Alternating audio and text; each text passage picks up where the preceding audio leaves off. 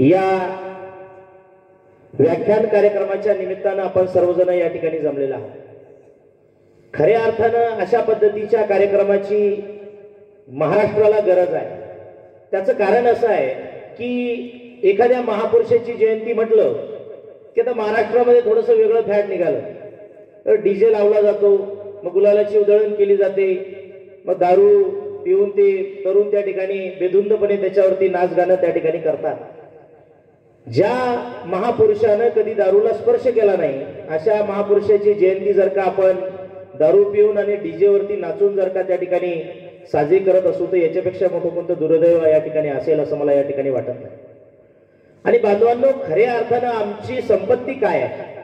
तर आमची संपत्ती आहे आमचे हे मुलं। जमीन जुमला पैसा सोनं नाणं हे काय आमची संपत्ती नाही आहे। तुम्ही करोडो रुपये कमवाल, परंतु आमची संपत्ती आहे हे आमचे तरुण मुलं। आणि मग या तरुण मुलांना खऱ्या अर्थानं छत्रपती शिवाजी महाराजांचा इतिहास माहिती झाला पाहिजे। तो दैदिप्यमान इतिहास की 450 वर्षाचा कालावधी होऊन गेल्याच्या नंतर सुद्धा इथल्या महाराष्ट्राच्या मातीतील कुठल्याही तरुणाला, इथे जन्माला आलेल्या कुठल्याही मुलाला हे सांगण्याची गरज पडत नाही की छत्रपती शिवाजी महाराज नेमके कोण आहेत।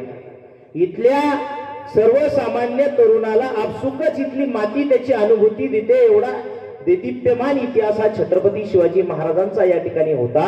तो इतिहास आमच्या तरुणांपर्यंत पोहोचला पाहिजे। का पोहोचला पाहिजे? कारण बाबासाहेब डॉक्टर भीमराव आंबेडकरांनी एका ठिकाणी असं सांगितलं की जी माणसं आपला इतिहास विसरतात, जी माणसं आपला इतिहास विसरतात ते कधीही इतिहास निर्मिती करू शकत नाही।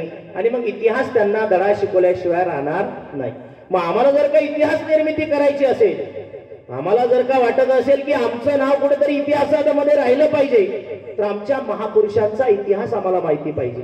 आम्हाला छत्रपती शिवाजी महाराजांचा इतिहास माहिती पाहिजे, संभाजी महाराजांचा इतिहास माहिती पाहिजे, महात्मा फुल्यांचा इतिहास माहिती पाहिजे, बाबासाहेब डॉक्टर भीमराव आंबेडकरांचा इतिहास माहिती पाहिजे। अशा परिस्थितीमध्ये जेव्हा उपेक्षित जनता होती, वंचित जनता होती, सोयी सुविधा नव्हत्या, अशा सगळ्या परिस्थितीमध्ये आमच्या महापुरुषांनी लढा दिलेला आहे। आणि त्या लढ्यातून आज आपण इथपर्यंत आलेलो आहोत। आज आमचे तरुण पोरं या ठिकाणी शिकतायत।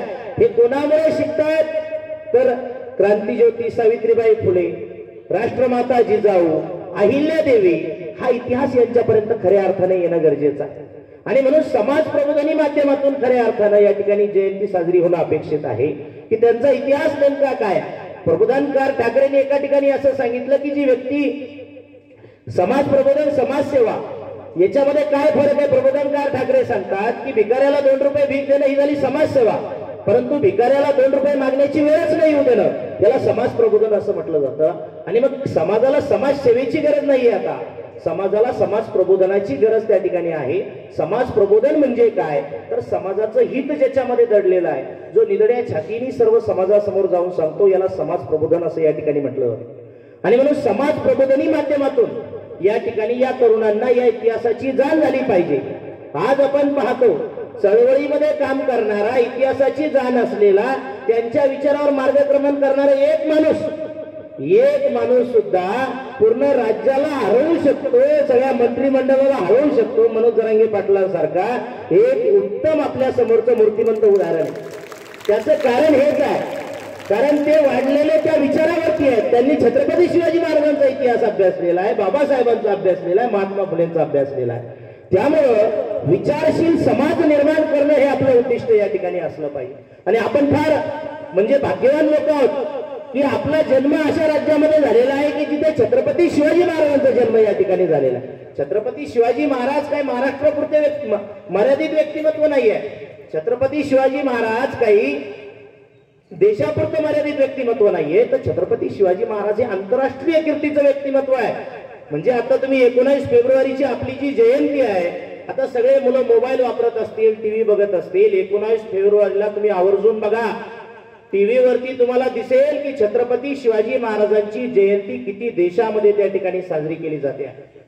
पण छत्रपती शिवाजी महाराज हे आंतरराष्ट्रीय कीर्तीचं व्यक्तिमत्व आहे। एक इंग्लंडचा साहित्यिक आहे, इंग्लंडचा साहित्यिक असं सांगतो की माझ्या देशामध्ये जर का छत्रपती शिवाजी महाराज जन्माला आले असते, माझ्या देशामध्ये जर का छत्रपती शिवाजी महाराज जन्माला आले असते तर मी माझ्या देशातल्या पोरांना स्पायडरमॅन, बॅटमॅन, ह्यो मॅन, त्यो मॅन, शक्तिमॅन असा कोणताच मॅन सांगितला नसता, सरळ सरळ छत्रपती शिवाजी महाराज त्या ठिकाणी सांगितले असते. आपल्या भारताच्या पूर्वेस एक व्हिएतनाम नावाचा देश आहे. भारताच्या पूर्वेस एक व्हिएतनाम नावाचा देश आहे. अतिशय छोटासा देश आहे. आपल्या महाराष्ट्रापेक्षाही लहानसा देश आहे. या देशावरती 1960 ला अमेरिकेनं हल्ला केला.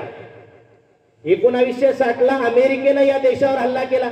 आता बरेच लोक जगभरातले काय म्हटले की आता हा देश फार छोटासा आहे, अमेरिका फार बलाढ्य देश आहे, अमेरिकेकडे अण्वस्त्र साठा मोठा आहे, आर्थिक व्यवस्था आहे, कुमक आहे, सैन्य आहे, सगळं आहे. ही लढाई एक 2-4 दिवस चालेल आणि या लढाईमध्ये व्हिएतनाम पराभूत होईल असं सगळ्या जगातील लोकांनी प्रेडिक्ट केलं, अंदाज वर्तवला. परंतु हा अंदाज खोटा ठरवत त्या व्हिएतनाम नावाच्या देशानं त्या अमेरिकेला एवढा चिवट लढा दिला, एवढा चिवट लढा दिला.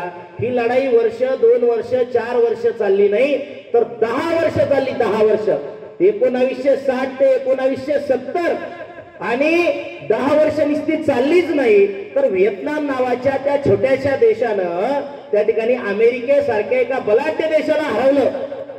आणि मग सगळ्यांना प्रश्न पडला की व्हिएतनाम एवढा छोटासा देश आणि त्या देशाने अमेरिकेला कसं काय हरवलं. मग तिथल्या पत्रकारांनी त्या देशाचे जे राष्ट्राध्यक्ष आहेत हो ची मिन्ह नावाचे, त्या हो ची मिन्हला प्रश्न विचारला की व्हिएतनाम अतिशय छोटासा देश, अमेरिका एवढा मोठा बलाढ्य देश, तरी सुद्धा तुम्ही अमेरिकेला कसं काय हरवलं. त्यावेळेस तो हो ची मिन्ह सांगतो की आमच्या देशाच्या पश्चिमेस भारत नावाचा देश आहे. त्या देशामध्ये एक राजा होऊन गेला. त्या राजानं वापरलेली गनिमी कावा नावाची पद्धत आम्ही आमच्या युद्धासाठी वापरली आणि आम्ही जिंकलो. त्या राजाचं नाव आहे छत्रपती शिवाजी महाराज. म्हणजे जगाला हेवा वाटेल अशा प्रकारचा इतिहास छत्रपती शिवाजी महाराजांनी निर्माण केलेला आहे. त्या इतिहासातून आपण प्रेरणा या ठिकाणी घेतली पाहिजे. एवढंच काय, त्या हो ची मिन्हनं, तो हो ची मिन्ह राष्ट्राध्यक्ष, त्यानं त्याचं मरणपत्र लिहिलं. त्या मृत्यूपत्रामध्ये तो असं लिहितो की मी मेल्याच्या नंतर माझी समाधी बनवण्यात यावी, मी मेल्याच्या नंतर माझी समाधी बनवण्यात यावी आणि त्या समाधीवरती लिहिण्यात यावं की इथं छत्रपती शिवाजी महाराजांचा मावळा विसावा घेत आहे. आज आपण व्हिएतनाम नावाच्या देशाला जर का गेलो तर त्या हो ची मिन्हच्या नावानंच एक शहर वसवण्यात आलेले आहे. त्या देशाची राजधानीच ती, तिथं त्याची समाधी आहे आणि त्या समाधीवरती लिहिलेलं आहे की इथे छत्रपती शिवाजी महाराजांचा मावळा विसावा घेत आहे. त्यामुळे छत्रपती शिवाजी महाराज हे काही आपल्या राज्यापुरतं किंवा देशापुरतं मर्यादित व्यक्तिमत्व नाहीये, तर ते जगभरामध्ये त्या ठिकाणी जागतिक कीर्तीचं व्यक्तिमत्व आहे. आणि आपण भाग्यवान आहोत की आपल्या राज्यामध्ये त्यांचा जन्म झाला. आपण तिथे त्या मातीमध्ये त्या ठिकाणी जन्माला आलेलो आहे. त्यांचं आजोळ आपल्यापासून अतिशय जवळ या ठिकाणी. तुम्हाला माहितीये का रे कुठे आजोळ होतं? छत्रपती शिवाजी महाराजांचा आजोळ कुठे माहितीये का तुम्हाला? कुठे आहे? छत्रपती शिवाजी महाराजांच्या वडिलाचं गाव कोणतं होतं? किती जणांना माहिती आहे? हा सांग बरं. गाव कोणतं होतं? गाव कोण सांगत? हा वेरूळ. जोरदार टाळ्या झाल्या पाहिजे तिच्यासाठी. आपल्यापासून एक 20-30-40 किलोमीटरच्या आसपास आपलं या ठिकाणी ते गाव आहे वेरूळ. हे छत्रपती शिवाजी महाराजांचा आजोळ आहे. आज तिथे मालोजीराजे गडी आहे. आमच्या तरुणांना कधीतरी तिथं नेलं पाहिजे. आता इथं पालक मंडळी फार कमी प्रमाणामध्ये उपस्थित आहे. हे काय आमच्या मुलाला एखाद्या चित्रपटाला नेल्यापेक्षा, एखाद्या कार्यक्रमाला नेल्यापेक्षा तिथं त्या वेरूळच्या मालोजीराजे गडीवरती आमच्या तरुणांना नेलं पाहिजे. कधीतरी गड किल्ल्यांवरती नेलं पाहिजे, कारण त्याच्यातून आमच्या तरुणांना प्रेरणा त्या ठिकाणी मिळणार. छत्रपती शिवाजी महाराजांच्या काळातील लढाई ही शस्त्राची लढाई होती. छत्रपती शिवाजी महाराजांच्या काळातील लढाई कशी होती? शस्त्राची. शस्त्र त्या ठिकाणी वापरले जायचे. आज छत्रपती शिवाजी महाराज असते तर काय केलं असतं, हा आमच्या तरुणांनी विचार केला पाहिजे. आज छत्रपती शिवाजी महाराज असते तर मोठ्या मोठ्या शिक्षण संस्था उभ्या केल्या असत्या. छत्रपती शिवाजी महाराजांनी आजची लढाई ही शास्त्राची बनवली असती. त्यामुळे त्या काळामध्ये जिंकत कोण होतं? एका व्यक्तीने दुसऱ्यावरती वार करत असताना जो जास्तीचा वार करायचा शस्त्राचे तो जिंकायचा. लढाईमध्ये कोण जिंकत होतं? शस्त्राचे जो जास्त वार करायचा तो जिंकायचा. आज कोण जिंकणार आहे? जो शास्त्राचे वार जास्त करणार आहे तो जिंकणार आहे. त्यामुळे आमच्या तरुणांनी शास्त्र हाती घेतलं पाहिजे. एखाद्यानं बॅचलर डिग्री केली, आमच्या पोरांनी मास्टर डिग्री केली पाहिजे. एखाद्याने मास्टर केली असेल त्याच्याही पुढे जाऊन आमच्या तरुणांनी पीएचडी केलं पाहिजे. ही आज खऱ्या अर्थाने काळाची या ठिकाणी गरज आहे. त्या काळामध्ये किल्ला लढवला जायचा. किल्ला का लढवला जायचा? किल्ला त्या काळामध्ये छत्रपती शिवाजी महाराज किल्ला लढवायचे. का लढवायचे किल्ला? कारण किल्ला हा त्यावेळेचा सत्ता स्थान होता. किल्ला हा त्यावेळेचा सत्ता स्थान होता. एक किल्ला ताब्यात आला, त्याच्या परिसरातले 200 गावं 400 गावं ताब्यामध्ये यायची आणि त्या गावांमध्ये स्वराज्य प्रणाली राबवता येत होती. मग आजचा सत्तास्थान काय आहे हे आमच्या तरुणांनी ओळखलं पाहिजे. आम्ही नुसतंच म्हणतो जय शिवाजी, जय भवानी आणि टाक वर्गणी, बस याच्यावर काही कार्यक्रमच नाही आपल्या लोकांचा. पण छत्रपती शिवाजी महाराजांच्या काळातली लढाई ही जर का किल्ल्यासाठी होती, त्यावेळेच्या सत्तास्थानासाठी होती. एक किल्ला ताब्यात आल्याच्या नंतर 200-400 गावं ताब्यात यायचे. तर आज असं नेमकं काय आहे की जे ताब्यात आल्याच्या नंतर 200 गावं 400 गावं ताब्यात येणार आहेत? कोण सांगतं? कोण सांगतं? आज असं काय आहे की ते ताब्यामध्ये घेतलं म्हणजे 200 गावं 400 गावं ताब्यामध्ये येणार आहेत? हा, आमदारकी पण चालेल, अजून खासदारकी, अजून हा शिक्षणाच्या माध्यमातून काय? अजून तिकडे जरा जास्त अशिक्षित लोकांची भरती असते. अजून कोण सांगतं? मला अपेक्षित बघा, हे मी कम्युनिकेशन यामुळे करतो आहे कारण छोटे मुलं आहेत, काही तरुण मुलं आहेत त्यांच्याशी. हा, कोण सांगतं? हा, तहसीलदार, कलेक्टर, IAS, IPS जोरदार टाळ झाल्या पाहिजे तिच्यासाठी. तर आज कलेक्टर ऑफिस आमच्या तरुणांनी, आम्ही जर का छत्रपती शिवाजी महाराजांच्या विचाराचे वारसदार असो तर आम्ही कलेक्टर ऑफिस काबीज केलं पाहिजे. आम्ही कलेक्टर झालं पाहिजे. अख्खा जिल्हा आमच्या ताब्यामध्ये या ठिकाणी येणार आहे. आम्ही जर का छत्रपती शिवाजी महाराजांच्या विचाराचे वारसदार असो तर आम्ही तहसीलदार त्या ठिकाणी झालं पाहिजे. अख्खा तालुका आमच्या ताब्यामध्ये या ठिकाणी येणार आहे. त्यामुळे आमच्या तरुणांनी खऱ्या अर्थाने त्या इतिहासाशी आजचा दिवस या ठिकाणी कम्पेअर करण्याची गरज आहे. याच्यामधला फरक आपण समजून घेण्याचा प्रयत्न करा तरुणांनो. छत्रपती शिवाजी महाराजांना 4 भाषा यायच्या त्यावेळेस. छत्रपती शिवाजी महाराजांना 4 भाषा यायच्या आणि त्याच्याही पुढे जाऊन संभाजी महाराजांना 8 भाषा यायच्या. 8 भाषा. एक विदेशी लेखक आहे हेनरी ऑक्झिंटन नावाचा. हेनरी ऑक्झिंटन नावाचा एक व्यक्ती, बघा छत्रपती शिवाजी महाराजांचं नाव लौकिक एवढं प्रचंड होतं की छत्रपती शिवाजी महाराजांनी जी सुरत लुटली, सुरत लुटीची बातमी त्यावेळेच्या इंग्लंडच्या एका वृत्तपत्रामध्ये छापून आली होती. तर लंडन गॅझेट नावाचं एक वृत्तपत्र, लंडन गॅझेट नावाच्या एका वृत्तपत्रामध्ये तेव्हा छापून आली होती. म्हणजे विदेशामध्ये महाराजांच्या या पराक्रमाचा इतिहास त्या ठिकाणी सांगितला जात होता. आणि मग महाराजांचा पराक्रम ऐकून एक हेनरी ऑक्झिंटन नावाचा एक लेखक आहे, हेनरी ऑक्झिंटन. हा हेनरी ऑक्झिंटन महाराजांची कीर्ती ऐकून भारतात आला. कशासाठी? महाराजांना भेटण्यासाठी. मग महाराजांना भेटण्यासाठी आला. रायगडाच्या पायथ्याशी आल्याच्या नंतर त्यानं पत्रव्यवहार केला महाराजांशी की मला भेटायचं आहे. आणि मग सभासद प्रक्रियेवरती त्यावेळेस पत्र आलं, महाराजांना पत्र मिळालं. पण महाराज एवढे व्यस्त होते कारण 1674चा कार्यकाल चालू होता, राज्याभिषेकाची गडबड होती. आणि मग महाराजांनी उलट पत्र पाठवलं की मला काही भेटणं शक्य नाही, तुम्ही एक काम करा की संभाजीशी मुलाखत करून घ्या. आता त्या हेनरी ऑक्झिंटनला पत्र मिळालं. तर हेनरी ऑक्झिंटनला वाईट वाटलं की बा आपण भेटायला कोणाला आलो? महाराजांना. आणि महाराज म्हणतात की बा संभाजीशी मुलाखत करून घ्या. बरं, नाही भेटून गेलो तर महाराजांना पण वाईट वाटणार आहे आणि म्हणून आपण संभाजी महाराजांना भेटू. या दृष्टिकोनातून हेनरी ऑक्झिंटन आला. हेनरी ऑक्झिंटन आला तर येताना सोबत ट्रान्सलेटर घेऊन आला. ट्रान्सलेटर म्हणजे दुभाषक. त्या हेनरी ऑक्झिंटनला असं वाटलं की मी इंग्रजीमध्ये बोलल आणि मग महाराज तिकडून मराठीतून बोलतील, त्याला काही कळणार नाही, मलाही काही कळणार नाही असं आहे. आणि म्हणून हेनरी ऑक्झिंटन दुभाषक घेऊन आला, ट्रान्सलेटर सोबत घेऊन आला की मी इंग्रजीत बोलल, हा ट्रान्सलेटर काय करल? महाराजांना मराठीत समजून सांगाल महाराज मराठीत बोलतील आणि तो मला इंग्रजीमध्ये समजून सांगल. त्या हेनरी ऑक्झिंटननं त्याच्या पुस्तकामध्ये लिहून ठेवलं, जेव्हा संभाजी महाराज माझ्या समोर आले होते मला ट्रान्सलेटरची गरज भासली नाही. संभाजी महाराजांनी माझ्याशी सरळ सरळ इंग्रजीमध्ये कम्युनिकेशन त्या ठिकाणी केलं. कधी? 350 वर्षापूर्वी. मग जर का आम्ही छत्रपती शिवाजी महाराज संभाजी महाराजांच्या विचाराचे वारसदार असो तर आम्हाला सुद्धा इंग्रजी भाषा या ठिकाणी आली पाहिजे, मराठी भाषा आली पाहिजे, हिंदी आली पाहिजे आणि जगाची भाषा म्हणून इंग्रजी भाषा सुद्धा या ठिकाणी आली पाहिजे. आम्ही काहीतरी वेगळंच कर्तृत्व घेऊ लागलो महाराजांचं. नुसतं नाव घेतल्याने छत्रपती शिवाजी महाराजांचा इतिहास आत्मज्ञात होणार नाही, त्यांच्या विचाराचा जागर खऱ्या अर्थानं होणं गरजेचं आहे. आता हे पुस्तक मी आल्या सरांना विचारलं, म्हटलं पुस्तकं कशासाठी? म्हणजे विद्यार्थ्यांना देण्याचा कार्यक्रम आहे. हे फार आवश्यक आहे, कारण त्यांच्या विचाराचे पुस्तक जोपर्यंत तुमच्या मस्तकामध्ये येणार नाही आणि एकदा का पुस्तकाने भरलेलं मस्तक, एकदा का पुस्तकाने ते मस्तक भरलं ते कोणाचंही हस्तक त्या ठिकाणी होत नाही आणि कोणासमोर नतमस्तक सुद्धा त्या ठिकाणी होत नाही. त्यामुळे जर का आम्हाला असं वाटत असेल की आमचं मस्तक कोणासमोर नतमस्तक झालं नाही पाहिजे, नाही तर आज अनेक लोक येत असे की नतमस्तक होतात.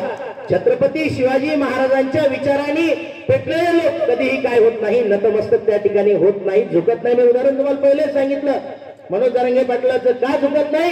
कारण विचारांनी पेटलेला माणूस आहे, विचारांनी इतिहासाने त्याच्या मस्तकामध्ये हे सगळे पुस्तक या ठिकाणी भरलेले आहेत. बाबासाहेब आंबेडकरांचं निधन झालं 6 डिसेंबर 1956 बाबासाहेब आंबेडकरांचं महापरिनिर्वाण झालं. महापरिनिर्वाण झाल्याच्या नंतर त्यांचं मुंबईमध्ये घर आहे, राजगृह. या राजगृहाचा ताबा सरकारनं सांगितला. ज्या वेळेस सरकारमधले मंडळी त्या घरामध्ये गेले होते त्यावेळेस त्या घरामध्ये 30,000 पुस्तकांचा साठा त्या ठिकाणी गव्हर्नमेंटला सापडला होता. एवढं पुस्तक वेळ व्यक्तिमत्व त्या ठिकाणी डॉक्टर बाबासाहेब आंबेडकर त्या ठिकाणी आहेत. त्यामुळे हे जे महापुरुष आहेत, हे जे महापुरुष आहे कुठल्या एका जाती किंवा धर्मापुरते मर्यादित नाहीये. आता बऱ्यापैकी परिवर्तन या ठिकाणी यायला लागलं. कालपर्यंत अशी परिस्थिती होती की बाबासाहेबांची जयंती म्हणजे ती तिकडे महाराष्ट्रात, तिकडे पलीकडं असं आहे. छत्रपती शिवाजी महाराजांची हा ते मराठा समाजाची तिकडं, महात्मा फुलेंची ते तिकडे माळ्या समाजात माळ्यानं करायची असं आहे. अहो ज्या व्यक्तींनी छत्रपती शिवाजी महाराजांचा लढा धर्मनिरपेक्ष समाजासाठी, महात्मा फुलेंचा लढा समता प्रस्थापित करण्यासाठी, डॉक्टर बाबासाहेब आंबेडकरांचा लढा ओपन इक्वॅलिटीसाठी, परंतु आम्ही त्यांना जाती जातीमध्ये त्या ठिकाणी मर्यादित करून टाकलं. परंतु हे जे महापुरुष आहेत हे कुठल्या एका जातीच्या फ्रेमचे नाहीत, यांचा सर्व समावेशक अशा प्रकारचा लढा होता, धर्मनिरपेक्ष अशा पद्धतीचा लढा होता. छत्रपती शिवाजी महाराज हे एवढं मोठं व्यक्तिमत्व का निर्माण झालं हे सुद्धा आपण समजून घेण्याचा प्रयत्न या ठिकाणी केला पाहिजे.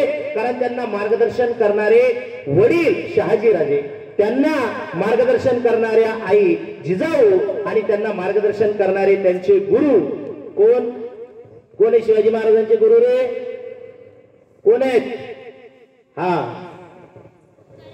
तुकाराम महाराज. जोरदार टाळ झाल्या पाहिजे तिच्यासाठी सुद्धा. जगद्गुरु तुकोबार आहे, छत्रपती शिवाजी महाराजांचे खरे गुरु आहेत. ज्या दिवशी लाल महालामध्ये कीर्तनाचा कार्यक्रम सुरू होता, संत तुकाराम महाराज कीर्तन करतायत, छत्रपती शिवाजी महाराज आले आणि बसले. त्यावेळेस शिवाजी महाराजांचं वय हे 8 वर्ष होतं, 8 वर्ष. आणि संत तुकोबाराय कीर्तनामध्ये काय म्हणतात? शिव तुझे नाव ठेविले पवित्र छत्रपती सूत्र विश्वाचे की. शिव तुझे नाव ठेविले पवित्र छत्रपती सूत्र विश्वाचे की. शिव हे तुझं नाव अतिशय पवित्र आहेस आणि तू उद्याचा छत्रपती त्या ठिकाणी आहेस. वयाच्या 8व्या वर्षी शिवाजी महाराजांना त्यांनी छत्रपती घोषित केलं जगद्गुरु तुकोबारायांनी. 1642 ला छत्रपती शिवाजी महाराजांचा जन्म झाला. 1630 ला 1637 ला छत्रपती शिवाजी महाराज बँगलोरला गेले शिक्षणासाठी. किती वर्ष शिकले? 5 वर्ष. किती वर्ष शिकले? 5 वर्षात किती विषय शिकले माहितीये का? किती विषय शिकले? तुम्हाला किती विषय असतात एका वर्षाला? किती विषय आहेत रे? अरे एका वर्षाला किती विषय आहेत? 7 विषय आहेत का? बर. छत्रपती शिवाजी महाराज 5 वर्षामध्ये 30 विषय शिकले. 30. किती विषय? 30. पर्यावरण नीती, अर्थनीती, घोडेस्वारी, तलवारबाजी, मानसशास्त्र, मॅनेजमेंट असे एकूण 30 विषय शिकले. किती? 30 विषय. आणि 1642 ला जेव्हा महाराज बँगलोर वरून पुणे परगण्याकडे यायला निघाले त्यावेळेस शहाजी महाराजांनी त्यांना राजमुद्रा दिली. काय दिली? राजमुद्रा. आपण पाहता ना राजमुद्रा? अरे राजमुद्रा पाहता ना? कोणाच्या पाठ आहे राजमुद्रा? राजमुद्रा पाठ. हा,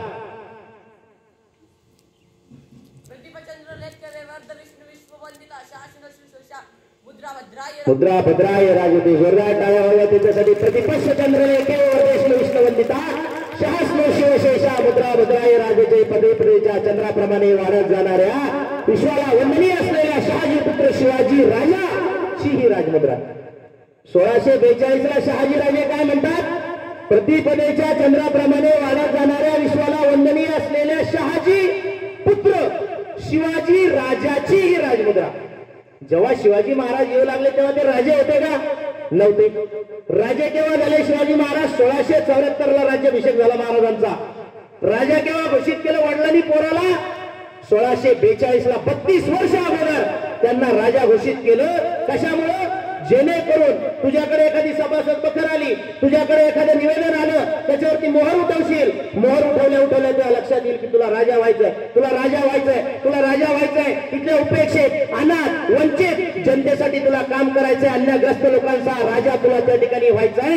या गोष्टीचा विसर त्यांना पडू नये म्हणून त्यांना राजमुद्रा दिली. वडिलांनी मुलाला त्या ठिकाणी 1642 ला म्हणजे 32 वर्ष अगोदरच काय केलं? राजा त्या ठिकाणी घोषित केलं. मग जर का आमच्या पोराला डॉक्टर व्हायचं असेल, आमच्या पोराला इंजिनियर व्हायचं असेल, कलेक्टर व्हायचं असेल, तर आमच्या पालकांना आतापासून त्याला कलेक्टर घोषित करायला काय अर्थ नाही. दररोज त्याला हा चल डॉक्टर, अरे तूच होणार आहे डॉक्टर, तू नाही होणार मग कोण होशील, तू नाही होणार कलेक्टर मग कोण होणार आहे, अरे तू तहसीलदार होणार नाही मग कोण होईल, अरे तू आमदार होणार नाही मग कोण होईल. हा आत्मविश्वास आमच्या पालकांनी आमच्या पोरांना त्या ठिकाणी दिला पाहिजे. राष्ट्रमाता जिजाऊ छत्रपती शिवाजी महाराजांना घोडेस्वारी शिकवायच्या. घोडेस्वारी शिकवता शिकवता 8 ते 9 वर्ष वय घोडेस्वारी शिकवता शिकवता एकदा महाराज घोड्यावरून खाली पडले, रक्तबंबाळ झाले. रक्तबंबाळ झाल्याच्या नंतर रडायला लागले. त्यांना असं वाटलं राष्ट्रमाता जिजाऊ मला उचलायला येतील. राष्ट्रमाता जिजाऊ बाजूला उभ्या होत्या, त्या उचलायला गेल्या नाही. थोडे वेळ महाराज रडले आणि कपडे झटकत झटकत राष्ट्रमाता जिजाऊकडे आले आणि म्हटले, अरे मी खाली पडलो याचं मला दुःख वाटत नाही, मी खाली पडलो याचं मला दुःख वाटत नाही, तू मला उचलायला आली नाहीस याचं मला जास्त दुःख वाटतं. त्यावेळेस राष्ट्रमाता जिजाऊ कडाडल्या आणि म्हटल्या, अरे तू खाली पडल्याच्या नंतर स्वतःला सावरू शकत नाहीस तर इथल्या गोरगरीब जनतेला तू नेमका कसा सावरणार आहे. तुला जर का स्वतःला सावरायला शिकावं लागेल तेव्हा तू इथल्या जनतेला या ठिकाणी सावरू शकणार. असा आत्मविश्वास देणारी आई होती राष्ट्रमाता जिजाऊ. एवढा आत्मविश्वास देणारे होते शहाजी राजे. अशा प्रकारचा आत्मविश्वास देणारे होते जगद्गुरु तुकोबराय. म्हणून छत्रपती शिवाजी महाराज या ठिकाणी निर्माण झालेले आहेत. असा आत्मविश्वास आमची आई आमच्या पोरांना देते का? आमची आई देते का? तुमची आई देते का रे तुम्हाला? अरे पोरग सहलीला चाललं तर अख्खं गाव वाटी लावायला येतं अशी परिस्थिती या ठिकाणी आहे. आई पोराला काय म्हणते, बाळ पिंटू बसमध्ये लय पुढे बसायचं नाही, बसमध्ये मागे बसायचं नाही, मधीच बसायचं. कोण पुढून ठोकलं तर मरशील, पाठीमागून ठोकलं तर मरशील म्हणून मधीच बसायचं. असा आत्मविश्वास देणारी आमची आई. आणि म्हणून कसे छत्रपती शिवाजी महाराज जन्माला येणार आहेत असा. त्यामुळे आम्हाला जर का वाटत असेल की आम्ही छत्रपती शिवाजी महाराजांच्या विचाराचा वारसदार मला व्हायचा आहे तर आम्हाला खऱ्या अर्थानं हा इतिहास समजून घ्यावा लागणार आहे. आत्मविश्वास देणारे जगद्गुरु तुकोबराय होते. आत्मविश्वास देणाऱ्या राष्ट्रमाता जिजाऊ होत्या. राष्ट्रमाता जिजाऊ छत्रपती शिवाजी महाराज एकूण 50 वर्ष जगले. एकूण आयुष्य किती आहे महाराजांचं? 50 वर्ष. या 50 वर्षापैकी 45 वर्ष पदोपदी प्रत्येक ठिकाणी राष्ट्रमाता जिजाऊ त्यांच्या सोबत त्या ठिकाणी होत्या. आम्ही कधीतरी ऐकलेलं आहे की जेव्हा छत्रपती शिवाजी महाराज लहान होते तर राष्ट्रमाता जिजाऊ त्यांना रामायण महाभारत सांगायच्या. रामायण आणि महाभारत सांगायच्या. मग रामायण आणि महाभारत सांगायच्या म्हणजे नेमकं त्याच्यातलं काय सांगत होत्या? तर राष्ट्रमाता जिजाऊ छत्रपती शिवाजी महाराजांना सांगतात की बाळ शिवबा, रामायण जे घडलं हे स्त्री संरक्षणासाठी घडलं. रामायण जे घडलं हे स्त्री संरक्षणासाठी घडलं. तुला जर असं वाटत असेल की स्वराज्य निर्माण करायचं आहे तर तुला स्त्री संरक्षण हा पहिला पाडा त्या ठिकाणी पाठ ठेवावा लागणार आहे. रामायण घडत असताना रामाला प्रचंड लोकांनी साथ दिली. रामाला अनेक लोकांनी साथ दिली. का? कारण राम हा चारित्र्य संपन्न होता. तुला जर का स्वराज्य निर्मिती करायची असेल तर तुला सुद्धा चारित्र्य संपन्न त्या ठिकाणी राहावं लागेल. छत्रपती शिवाजी महाराजांनी ही गोष्ट तंतोतंत आपल्या आयुष्यामध्ये या ठिकाणी पाडली. या ठिकाणी आपण जगभरामध्ये अनेक राजे पाहिले असतील, महाराजे पाहिले असतील, गड पाहिले असतील, किल्ले पाहिले असतील आणि प्रत्येक एका राजाच्या गड आणि किल्ल्यावरती दारू नावाचा प्रकार होता, जनानखाना नावाचा प्रकार होता, लावण्या नावाचा प्रकार होता. परंतु या विश्वामध्ये या जगामध्ये एकच राजा होऊन गेला ज्याच्या गड किल्ल्यावरती कधीही दारू, जनानखाना आणि लावण्या नावाचा प्रकार नव्हता. त्या राजाचं नाव छत्रपती शिवाजी महाराज आहे. छत्रपती शिवाजी महाराजांनी चारित्र्य संपन्नता नेहमी आपल्या जीवनामध्ये या ठिकाणी अंगीकारली. अहो, छत्रपती शिवाजी महाराजांच्या चारित्र्यावर शत्रूलाही एवढा विश्वास होता. तो मुल्ला नसरुद्दीन नावाचा एक पाकिस्तानी लेखक आहे, इस्लामिक आहे तो मुल्ला नसरुद्दीन. तो मुल्ला नसरुद्दीन काय म्हणतो की शिवाजी इस्लाम का इतना बड़ा शत्रु है, शिवाजी इस्लाम का इतना बड़ा शत्रु है कि अगर वो मक्का मदीना में आएगा, मक्का मदीना में आएगा फिर भी उसे मार देना चाहिए. मुस्लिम समाजात काय, जो मक्का मदीनाला जातो तो सगळ्यात पवित्र होतो असा आहे. तो मुल्ला नसरुद्दीन काय म्हणतो की शिवाजी हा इस्लामचा एवढा गुन्हेगार आहे की जर का तो मक्का मदीनामध्ये आला तर त्याला ठार मारलं पाहिजे. परंतु दुश्मने मजहब की इज्जत करने वाला इस दुनिया में एक ही राजा होके गया जिसका नाम है छत्रपती शिवाजी महाराज. शत्रूचाही परस्त्रीचाही आदर करणारा राजा म्हणजे छत्रपती शिवाजी महाराज, असं मुल्ला नसरुद्दीन पुढे म्हणतो. असा औरंगजेब सुद्धा छत्रपती शिवाजी महाराजांबद्दल काय म्हणतो, त्याच्या दरबारामधला हा कम्युनिकेशन संवाद आहे. तो औरंगजेब काय म्हणतो कि शिवाजी मगरूर है, शिवाजी मगरूर है, चालाक है, चालबाज है, दगाबाज है, लेकिन उसका चरित्र ये दूध की तरह सफेद और सूरज की किरणों की तरह चमकीला है. कोण औरंगजेब? छत्रपती शिवाजी महाराजांचा शत्रू. आणि छत्रपती शिवाजी महाराजांच्या शत्रूला सुद्धा छत्रपती शिवाजी महाराजांच्या चारित्र्यावरती एवढा मोठा विश्वास त्या ठिकाणी आहे. आणि म्हणून हा 450 वर्षानंतर 300-400 वर्षानंतर आपण छत्रपती शिवाजी महाराजांचं नाव त्या ठिकाणी घेतो. चारित्र्य संपन्नतेच्या बाबतीत सगळ्यात वरच्या स्थानावर असलेलं नाव जर का कोणतं असेल तर ते छत्रपती शिवाजी महाराज त्या ठिकाणी आहे. राष्ट्रमाता जिजाऊंनी सांगितलं, तुला स्वराज्य निर्माण करायचं, इथं जर का तुला असं वाटत असेल की आजूबाजूला काय परिस्थिती आहे त्यावेळेची, आजूबाजूला मोगलाई आहे, आजूबाजूला निजामशाही आहे, आदिलशाही आहे, अशा सगळ्या शाहीमध्ये तुझी एखादी स्वतःची शाही असली पाहिजे. बघा, विचार करणं. कारण शहाजी महाराज कोणाकडे आहेत? शहाजी महाराज हे आदिलशहाकडे मनसबदार आहेत. मनसबदार. किती जमीन आहे शहाजी महाराजांकडे? 50,000 एकर जमीन आहे. काय आहे 50,000 एकर जमिनीमध्ये? 50,000 एकर जमिनीमध्ये लोक काबाड कष्ट करतात, त्याचा जो महसूल येतो तो शहाजी महाराजांकडे येतो आहे. काम करायची गरज आहे का शहाजी महाराजांना? नाही. पण त्यांच्या मुलाला करायची गरज आहे का? नाही. त्यांचे मुलं पण बसून खातील अशी परिस्थिती आहे. तरी सुद्धा आपल्या आजूबाजूला एवढं सगळं असताना इथल्या उपेक्षित जनतेसाठी, अन्यायग्रस्त जनतेसाठी एखादी शाही असली पाहिजे जी इथल्या लोकांना आपलीशी वाटते. आणि म्हणून स्वराज्य ही संकल्पना त्या ठिकाणी अंमलात आणली गेली. स्वराज्य संकल्पना अंमलात आणण्यासाठी सुरुवात कुठून करण्यात आली? स्वराज्य संकल्पना अंमलात आणण्यासाठी कुठून सुरुवात करण्यात आली? कोण सांगतं कुठून करण्यात आली? स्वराज्य ही संकल्पना अंमलात आणण्यासाठी सुरुवात कुठून करण्यात आली? अरे सांगा, माहितीये का कोणाला? कुठून करण्यात आली? स्वराज्य या संकल्पनेची सुरुवात ही पुणे परगण्यामधून करण्यात आली. आदिलशहानं या पुण्यामध्ये मुराद कुठून इथे गाढवाचा नांगर फिरवला होता. पुणे बेचिराट केलं होतं. पुणे बेचिराट केलं होतं. गाढवाचा नांगर फिरवला पुण्यावरून सगळ्याचा सगळा. आणि सांगितलं की जो इथं शेती करेल, जो ही शेती करेल त्याच्या 10 पिढ्या नरकात जातील, निर्वंश होईल, त्याला लेकरं होणार नाहीत. राष्ट्रमाता जिजाऊ आल्या आणि सगळ्यात पहिल्यांदा ती जमीन सोन्याच्या नांगरानं त्या ठिकाणी नांगरली. अंधश्रद्धेला सगळ्यात पहिला फाटा जर का कोणा दिला असेल तर राष्ट्रमाता जिजाऊंनी त्या ठिकाणी दिलेला आहे. राष्ट्रमाता जिजाऊंनी हा विचार नाही केला की मग हे तर म्हणू लागले की 10 पिढ्या निर्वंश होणार आहे, माझ्या पोराचं काय होईल, मी जर का इथं सोन्याचा नागर फिरवी तर माझ्या पोराचं काय होईल, माझ्या कुटुंबाचं काय होईल, हा विचार केला का नाही. त्यामुळे अंधश्रद्धेला सगळ्यात पहिले फाटा देण्याचं काम राष्ट्रमाता जिजाऊंनी त्या ठिकाणी केलेलं आहे. त्यांनी अंधश्रद्धा पाळली नाही, उपवास तापास केले नाही. छत्रपती शिवाजी महाराजांनी एखाद्या किल्ल्यावर सत्यनारायण केल्याचाही उल्लेख येत नाही. असा अंधश्रद्धा पाळत नव्हते महाराज. हा, लढाई कधी लढायचे, लढाईसाठी दिवस निवडायचे अमावस्येचा. काय दिवस निवडायचे अमावस्येचा? कारण अमावस्येच्या दिवशी काळा कुट्टा अंधार असायचा, समोरचा माणूस सुद्धा दिसायचा नाही आणि म्हणून त्या दिवसाची निवड महाराज त्या ठिकाणी करत होते. तुम्ही बाहुबली नावाचा चित्रपट पाहिला का रे? बाहुबली पाहिला का चित्रपट? कोण आहे त्याच्यामध्ये हिरो? हा, बाहुबली. आणि हिरोईनचं काय नाव आहे? अरे हिरोईनचं काय नाव आहे? हिरोईन माहित नाही.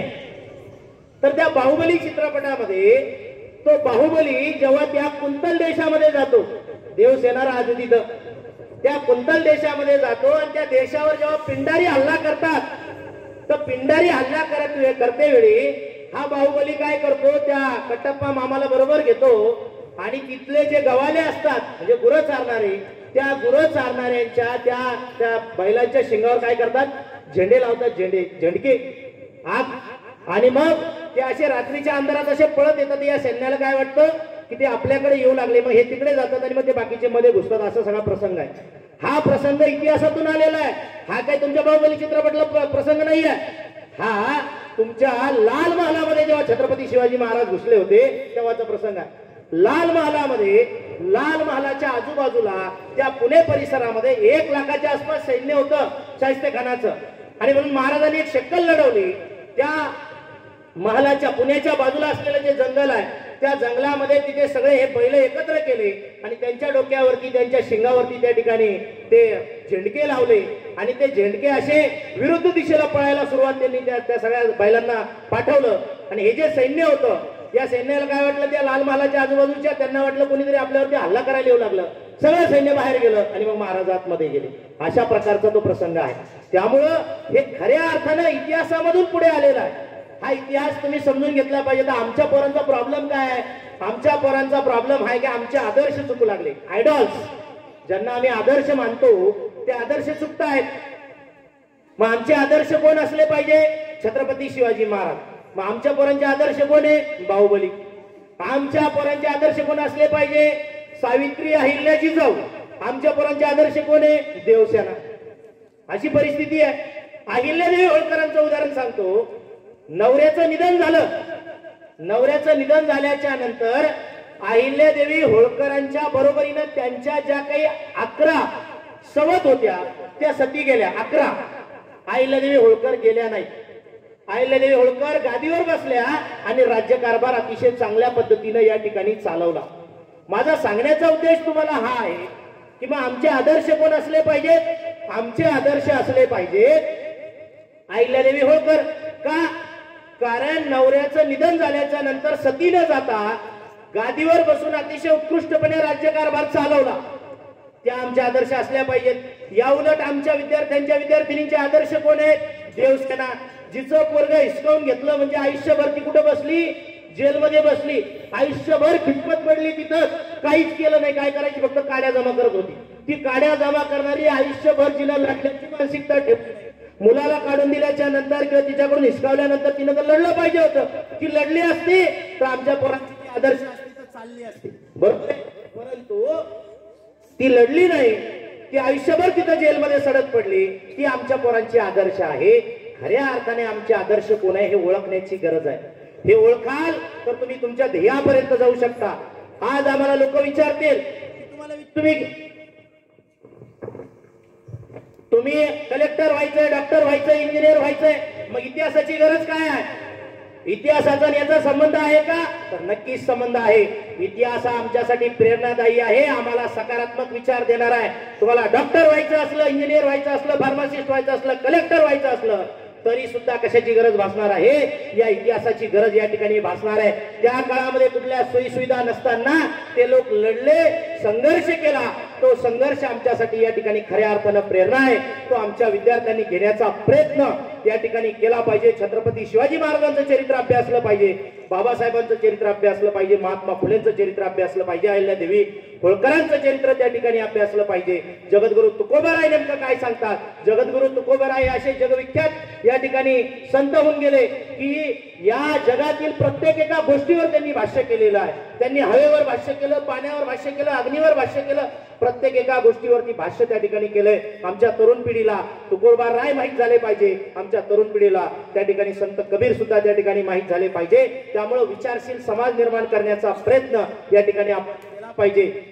विचारशील, विशिष्ट विचारशील समाज आपल्याला या ठिकाणी या माध्यमातून निर्माण करायचा आहे. या माध्यमातून अशा पद्धतीच्या कार्यक्रमाचं आयोजन, आमचे मित्र नेहमीच अशा प्रकारच्या कार्यक्रमामध्ये ते सक्रिय असतात. अशोक दादा, त्यांचे मनस्वी आभार या ठिकाणी व्यक्त करतो. कारण चळवळीच्या माध्यमातून हे अशा पद्धतीचे कार्यक्रम होणं, कारण या पोरांना खऱ्या अर्थाने तो इतिहास माहिती होणं गरजेचं आहे. पुस्तकाच्या माध्यमातून काय होऊ लागलं, तर मोबाईलमुळं वाचन गोडी जी आहे ती पोरांची अतिशय कमी त्या ठिकाणी होऊ लागलेली आहे. वाचन प्रचंड कमी त्या ठिकाणी झालं. अगदी याला जेवण जरी करायचं पोरायला तेल मोबाईल लागतो, अशी सगळी परिस्थिती या ठिकाणी आहे. म्हणजे मोबाईल असलं तरच ते जेवण करतात, नाही तर जेवण करत नाही, अशी परिस्थिती आहे. त्यामुळं वाचन कौशल्य त्यांचं वाढीस लागलं पाहिजे.